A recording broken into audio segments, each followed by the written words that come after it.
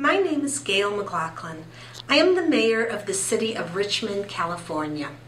In 2007, I learned that 5 Cuban men were serving long sentences in U.S. prison for defending their country, Cuba, against terrorism.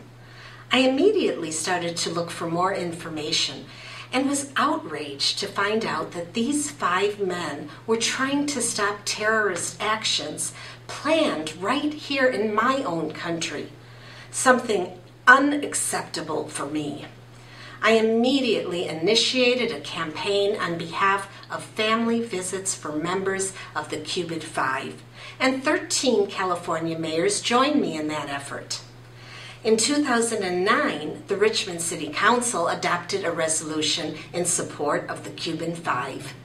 And I have recently traveled to Cuba and had the opportunity to meet the family of the Cuban 5, including Rene Gonzalez, who is back to his country after serving 15 years in a prison of my country.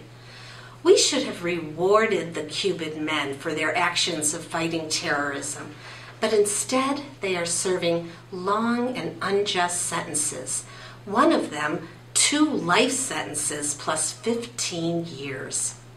Upon my return to the United States, I made a commitment to do all I can to help gain their freedom. That is why I ask you to join me in Washington, D.C.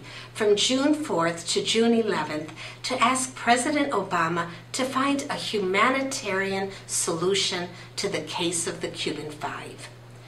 During these days of actions, we will visit members of Congress to ask them to look into this important case. We will make it clear to President Obama that 15 years is more than enough. It is time for the remaining members of the Cuban 5 to return to their families in Cuba.